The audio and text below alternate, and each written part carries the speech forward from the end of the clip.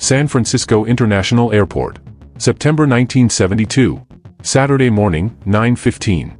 The terminal was doing what terminals do on Saturday mornings when half a dozen domestic flights are boarding simultaneously, producing a specific kind of controlled chaos that belongs exclusively to airports, the compressed proximity of hundreds of strangers who have not chosen each other's company and are managing the inconvenience with varying degrees of grace. The air smelled of jet fuel and vending machine coffee and the particular institutional staleness of a space that processes thousands of people daily without ever quite absorbing them. The United Airlines check-in queue stretched back from the counter in a loose rope-guided line, maybe 20 people deep, moving forward in the small incremental shuffles of a line that is progressing but not fast enough for anyone in it. Bruce Lee was third from the counter. He was wearing a black leather jacket over a white shirt, dark trousers, sunglasses that sat on his face with the ease of someone accustomed to being recognized in public spaces. His gray Samsonite suitcase sat beside him on the floor. He was carrying documents for producer meetings in Los Angeles, 3 days of work, straightforward trip, routine in the way that his life had become routine in ways it had not been 5 years earlier. He looked like a man who had done this many times and had made a complete peace with the waiting. His posture was relaxed. His weight was centered. He was not looking at his watch. A few people in the queue had noticed him. Murmurs moving down the line. "That's the guy from the Green Hornet, isn't it?" dissolving without becoming anything larger. Bruce did not acknowledge them. He moved forward as the line moved forward. He was simply a man waiting to check a bag on a Saturday morning. The bodybuilder arrived at 9:22. He was 28 years old, 6'1", 265 pounds. Amateur heavyweight competitor out of San Jose, 6 years of obsessive iron work that had built a 52-inch chest and arms measuring 22 inches that strained the sleeves of the tight white tank top he was wearing despite the September morning chill, because the arms were the point. The arms were always the point with men built the way he was built. His name was irrelevant to this story and would remain so. What was relevant was what 6 years of gym culture had done to the way he understood the world, which was to construct a simple and consistent equation between the size of a body and the authority that body was owed in any shared space. He had spent 6 years having this equation confirmed every time he moved through a crowd and the crowd adjusted for him, every time he walked into a room and people moved out of his path without being asked. He had come to mistake this adjustment for respect. It was not respect. It was physics. It was the simple biological instinct of smaller organisms making room for larger ones. He did not know the difference and had never needed to learn it because from where he stood, the result looked identical. He was running late for his flight. His companion, similarly built, similarly late, similarly uninterested in the concept of a queue, was half a step behind him as they moved through the terminal with the easy confidence of people who had never been seriously inconvenienced by a crowd. He began moving along the length of the check-in queue the way a large ship moves through a narrow channel, using displacement rather than invitation. He shouldered past the first person in line, a businessman with a briefcase who stepped aside without protest. He shouldered past the second, an older woman who pulled her bag to her chest and said nothing. He reached Bruce Lee and applied the same pressure, the same lateral push with the shoulder, the same wordless assumption that the smaller body would yield to the larger one because that was simply how the physics of public spaces worked. Bruce did not move. He shifted his weight slightly, rotated his body perhaps 2 or 3 degrees, and the push found no purchase, no leverage, no compliance. He continued looking toward the counter as though nothing had touched him, because in any meaningful sense, nothing had. The bodybuilder stopped. He had not encountered this before. Not in this situation, not from someone this size. He looked at Bruce with the expression of a man whose reliable arithmetic has just produced an impossible result and who is not yet sure whether to recalculate or insist on his original answer. "Hey, I need to get through. Big guy coming. Move it." Bruce did not turn around immediately. He continued facing the counter. When he did turn, he did so slowly and completely, giving the bodybuilder his full attention with the unhurried deliberateness of someone who is not afraid of what they are turning to face. He looked up at the man from behind his sunglasses for a moment, then removed the sunglasses and folded them into his jacket pocket with the same careful economy he applied to everything. He looked directly at the bodybuilder with the quality of attention that people who spent time around Bruce Lee always noticed and never quite forgot, total, direct, carrying nothing that wasn't necessary. "The line is for everyone," Bruce said. His voice was calm and perfectly level. Not loud, not aggressive, simply clear. The way a fact is clear. "Wait your turn." The bodybuilder blinked.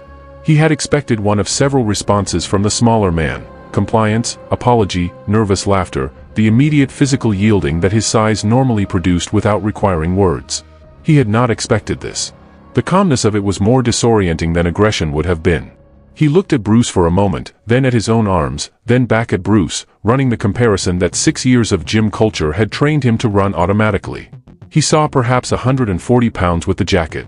He saw arms that were functional but not impressive by his standards. He saw someone who should, by every physical metric he had learned to trust, be moving out of his way right now. "Buddy," he said, and his voice carried the patronizing patience of a man explaining something obvious to someone slow, "I'm twice your size. Move or I'll move you."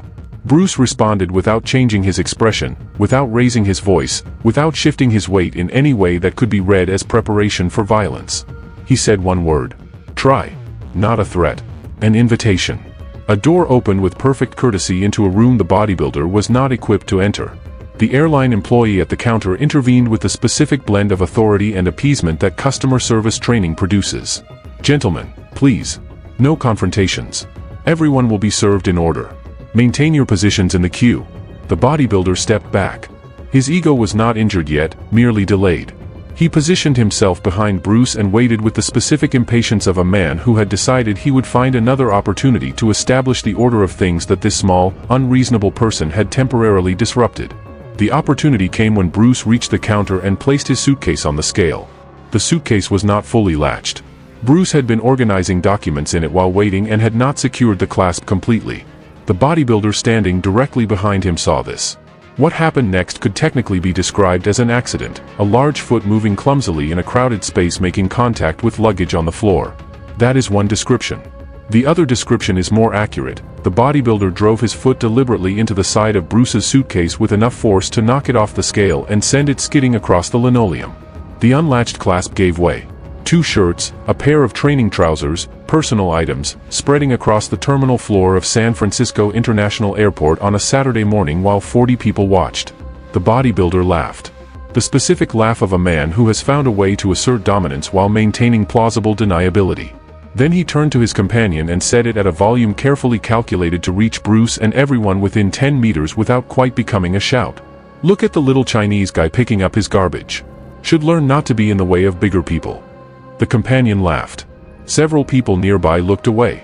The airline employee behind the counter went very still. Bruce Lee did not react visibly.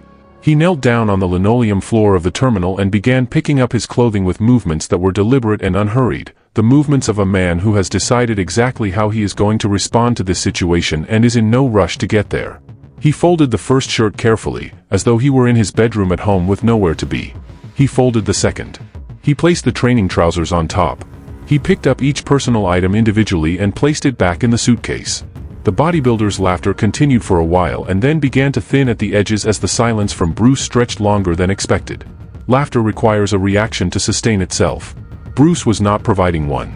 The bodybuilder filled the silence with another comment, something to his companion about how some people just don't understand that the world has a natural order. But the words had less conviction than before, the confidence in them slightly undermined by the fact that the man on the floor was still not reacting in any of the ways that should have been available to him. Bruce finished repacking his suitcase. He stood up. He closed the clasp with a clean, decisive click. He turned and faced the bodybuilder directly with the complete, unhurried attention of someone who has finished everything they needed to finish and now has time for this. The 40 people in the surrounding area who had been watching went completely quiet. The airline employee behind the counter stopped typing. Even the ambient noise of the terminal seemed to pull back slightly, the way sound behaves in a large space when something is about to happen that demands attention. Bruce spoke clearly and without performance, projecting his voice not through volume but through precision, each word landing exactly where it was aimed. "You're going to apologize," he said, "or I'm going to demonstrate why size without skill is just dead weight." He said it the way a physician states a diagnosis. Not as a threat. As an assessment of the available facts and their likely consequences. The bodybuilder stared at him for a long moment. He ran the calculation again. 140 pounds, 5'7", arms that were not particularly impressive. He had done this calculation before and it had always produced the same answer and the answer had always been correct, and there was no physical reason he could identify why the situation should be any different. He decided the situation was not different. He smiled at his companion. Then he took one step toward Bruce and extended his right hand toward Bruce's chest, open-palmed, the dominant push that establishes hierarchy without technically crossing into assault, the move that had ended a dozen minor confrontations in his favor without ever requiring him to actually fight anyone. The hand never reached Bruce's chest. In the first second, Bruce's left hand intercepted the incoming push at the wrist, not blocking it with force, but redirecting it outward in a motion so smooth and economical that several witnesses later described it as looking like the bodybuilder's own arm had simply changed its mind about where it was going. The redirect used the forward momentum of the push itself, meeting it at an angle that required almost no counterforce, guiding it offline with the efficiency of a lever rather than the bluntness of a barrier. In the second, Bruce's right leg chambered and extended in a sidekick that traveled from its starting position to the bodybuilder's solar plexus in a timeframe that the human eye cannot reliably follow. The power in that kick was not generated by the size of the muscles involved. It was generated by the kinetic chain, the sequence of coordinated segments that begins with the foot pushing against the floor, travels through the ankle and knee and hip rotation and core contraction and the extending leg, concentrating the combined momentum of every segment into a contact point approximately 2 inches square at the precise anatomical location where impact is most efficiently transferred to the diaphragm. Bruce's 140 pounds, focused through that chain into that point, exceeded anything that 265 pounds of untrained mass could produce in a comparable movement. It was not a question of strength. It was a question of physics, and the physics were completely one-sided. In the third second, the impact reached the bodybuilder's diaphragm. The diaphragm went into spasm, the involuntary muscular response of a structure that has received direct neurological disruption. His mouth opened. No sound came out, because no air was moving in either direction. His hands went instinctively to his midsection, the ancient reflex of a body attempting to protect the site of injury after the injury has already occurred. In the fourth second, Bruce's left leg swept the bodybuilder's support leg at the precise moment when all 265 pounds of the man's weight was committed to that leg due to the destabilization caused by the kick. The geometry was simple and complete. Remove the only remaining support at the exact moment when the center of gravity is already displaced, and the result is not a stumble, not a controlled fall, not a technique absorbed and partially managed. It is a collapse. Total, immediate, and inevitable as any result in physics. In the fifth second, 265 pounds of amateur heavyweight competitor met the linoleum floor of San Francisco International Airport with an impact that traveled through the terminal like a minor geological event, reverberating in the bones of every person standing within 20 feet. He landed on his back, arms and legs extended without any voluntary control, completely conscious and completely unable to do anything about his situation, the floor, the inability to breathe, and the 40 people looking down at him from above. Bruce Lee did not follow him to the ground. He did not stand over him. He did not say anything further. He turned back to the airline counter, picked up his suitcase, and addressed the agent, who was standing with both hands flat on the counter and an expression suggesting that her training had not included a protocol for this specific situation. "Excuse the interruption," Bruce said. "My bag is within the weight limit." The agent looked at the scale. "Yes," she said, in a voice operating on automatic pilot while her conscious mind caught up with what it had just witnessed. 42 pounds. Well within the limit. She printed the boarding pass. Her hands were not entirely steady, but she managed it. Bruce took the boarding pass, thanked her, and walked toward the seating area with the unhurried calm of a man who has completed his check-in and has some time before his flight. Behind him, the bodybuilder was beginning the slow process of recovering the ability to breathe. It took almost 2 full minutes before he could sit up. His companion crouched beside him, asking questions that the bodybuilder could not yet answer because answering required air, and air was arriving in shallow, painful increments. When he finally got vertical, assisted by his companion's arm, he looked around the terminal for Bruce, not with any intention of continuing anything, but with the expression of a man who has just had a fundamental assumption about the world corrected in the most direct way available, and is still in the early stages of processing the correction. 3 people approached Bruce in the waiting area before boarding began. The first was a karate instructor in a business suit, a man in his mid-40s who had spent 15 years teaching martial arts in San Jose and who introduced himself with the specific deference of a professional encountering someone operating at a level above his own. He said he had been teaching for 15 years and had never seen a more perfect demonstration of economy of movement. The sidekick had been instantaneous. The timing of the sweep had been so precisely calibrated to the bodybuilder's committed weight that it had required essentially no force. The opponent's own mass had been the primary mechanism of the fall. He asked whether Bruce would be willing to explain what system had produced those 2 techniques in that sequence. Bruce answered with the genuine patience of someone who has thought carefully about these questions for a long time. "It was not a specific system," he said. "It was the application of principles. Intercept the attack during its preparation, before it has generated the momentum that makes it difficult to redirect. Strike the center of mass at the anatomical point where damage is maximized regardless of the surrounding muscle. Use the opponent's committed weight against him through the sweep at the exact moment that the prior technique has displaced his center of gravity. Those principles worked regardless of the system you practiced. The system was the vehicle. The principles were what actually functioned. The instructor wrote something in a small notebook he had produced from his jacket pocket. Bruce watched him write with quiet satisfaction, the satisfaction of a teacher who has found a student paying genuine attention. The second person was a young woman, perhaps 25, who had been standing directly behind Bruce in the check-in queue. She approached with the slightly unsteady quality of someone whose adrenaline was still processing. She told Bruce she had needed to see that. The bodybuilder had been intimidating everyone in the line, the way he pushed past people, his comments, his entire attitude, treating every person in the queue as an obstacle. She had been preparing herself for when he reached her because she had known he was going to push her too. She paused. "Thank you for not accepting it. Not just for yourself." Bruce looked at her for a moment before responding. He had not done it to be heroic, he said. He had done it because that behavior, casual racism, using physical size to intimidate people who were smaller, the assumption that you could take what you wanted because you were large enough to take it, those things corroded something important. They replaced respect with fear. And a culture built on fear was worse for everyone in it, including the people doing the intimidating, because they never learned what they actually were without the intimidation holding them up. The woman was quiet. "What is he without it?" she asked. "Less than he thinks," Bruce said. Which is the real lesson. Not what happened to him on the floor. What he discovers next. The third person was an older man, perhaps 65, who moved with the particular economy of someone who had carried serious weight for a long time. He identified himself as a Korean War veteran, and his voice carried the specific texture of a man who had seen enough of human capacity for violence to have formed real opinions about it. "Son," he said, and the word came without condescension, simply the word he used for men younger than himself who had earned his attention. "I saw combat in Korea. All kinds. What you did just now was textbook effective. Minimum force required, maximum effect, clean termination of the threat without escalation beyond the point of necessity." He paused, looking at Bruce with the direct assessment of someone who had evaluated these things professionally, even decades after the profession ended. "You stopped when the threat was neutralized. You didn't continue. That discipline is rarer than the technique. Most men who can fight keep fighting past the point of necessity because the adrenaline demands it. You stopped on a dime." Bruce received this before responding. "The goal in real confrontation is never to destroy the opponent," he said. "The goal is to end the threat. The moment the threat ends, continuing is no longer defense. It becomes something else entirely. And that something else creates problems, legal and moral, that the original defense did not create. The discipline of stopping is as important as the skill of acting."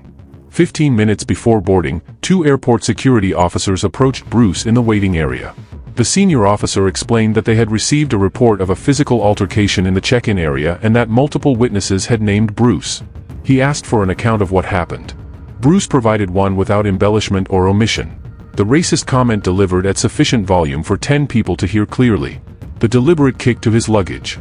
The clothing spread across the terminal floor. The attempted dominant push and his response to it. The officer took notes and asked Bruce to wait while they spoke with witnesses. They spoke with 6. They returned after 10 minutes and the senior officer's expression had shifted toward something that could be described as professional respect. Every witness confirmed Bruce's account. Multiple people described the other individual as the clear aggressor and confirmed that Bruce had made verbal attempts at resolution before any physical contact occurred. He was technically within his rights to file assault charges. Bruce considered this for a moment. "No," he said finally. "I want to take my flight.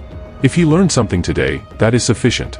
The point of the situation was the lesson, not the punishment. The bodybuilder did not file charges. His companion explained to the security officers that his friend had decided not to pursue the matter. The real reason, which the companion did not state but which the officers understood from context, was that the bodybuilder could not construct a version of the story that did not require explaining how he had ended up on the floor of a terminal after attempting to push a man who weighed 125 pounds less than he did. Any official version of that story could follow him in ways he did not want to be followed. So he said nothing. He and his companion took a later flight. The bodybuilder spent the entire journey in silence, looking out the window at the clouds over California, turning the 5 seconds over in a mind that was not yet equipped to fully process them but would keep returning to them for years. Years later, a bodybuilding publication ran an anonymous interview with a competitor who described learning the difference between aesthetic strength and functional strength through a public confrontation that had humiliated him in front of 40 strangers. He described it not with bitterness but with the rueful honesty of a man who had been given an education he didn't ask for and couldn't refuse. "I had spent 6 years building a body that looked dangerous," he said. "I found out in 5 seconds that looking dangerous and being dangerous are completely different things. The man who taught me that lesson didn't say a word afterward. He picked up his boarding pass and walked away. That was the part that stayed with me the longest, not the technique. The fact that for him it was just something that needed to be dealt with, like checking a bag. Routine. I had been walking around for 6 years thinking my size made me special in a confrontation. For him, my size was just a Tuesday morning at the airport." He described beginning boxing training the following month, not to become a fighter, but to understand the difference between muscle that performs and muscle that functions, between the body as display and the body as instrument. The training, he said, changed everything about how he understood himself and how he moved through the world. Bruce spoke about the incident 3 months later in an interview with Black Belt magazine when asked about the difference between gymnasium strength and functional combat strength. His answer carried the quality of someone who has thought about a question for 20 years and arrived at the clearest possible version of it. "Large muscle could generate force in isolated movements," he said. "Bench press, curl, squat, those were impressive in their context. But combat was not isolated movement. Combat was kinetic chain, the entire body coordinating in fractions of a second, each segment contributing to a total force that exceeded what any single muscle group could produce alone. The man at the airport could almost certainly bench press 300 pounds. That was genuinely impressive. But he could not generate meaningful force in a sidekick because he had never trained the kinetic chain of a kick. His muscle was present. His nervous system did not know how to use it in that context. The muscle was there. The coordination was absent. And in the 5 seconds that mattered, coordination was the only thing that mattered." He paused before continuing, the pause of someone choosing words with particular care. "People train their bodies to look strong because visible strength gets a response in the gym, in public, in the mirror. That response feels like power. But visible strength and functional strength are related the way a photograph of a fire is related to an actual fire. One looks like the thing. One is the thing." At the airport that morning, he brought a photograph. "I brought a fire." 5 seconds. That is the number that defines this story and the reason it travels. 5 seconds from the moment the bodybuilder extended his hand to push until he was on the floor of San Francisco International Airport, unable to breathe. 5 seconds that contained within them the entire argument between size and skill, between mass and precision, between the body as intimidation and the body as instrument. 5 seconds that taught 40 witnesses something about the difference between looking powerful and being powerful, something most of them had sensed in the abstract but had never seen demonstrated with such clarity in such an ordinary place. A check-in queue on a Saturday morning. A gray suitcase. A boarding pass. A man who had somewhere to be and simply needed to deal with something that was in the way before he got there. The bodybuilder brought everything he had built in 6 years of daily work. Bruce Lee brought 20 years of daily work. The difference between those two kinds of work was visible in 5 seconds in a way that no amount of explanation could have made as clear. And the lesson it produced, that the body as display and the body as instrument are not the same body, that mass without coordination is just weight you carry, that real power is the kind that doesn't need to announce itself in airports while other people are trying to check their bags, that lesson was still waiting for everyone who hadn't learned it yet. Some lessons require a certain kind of teacher. Some teachers appear on Saturday mornings in leather jackets, carrying gray suitcases, waiting patiently in lines, and dealing with whatever needs to be dealt with before the flight departs. Quietly, completely, and then moving on.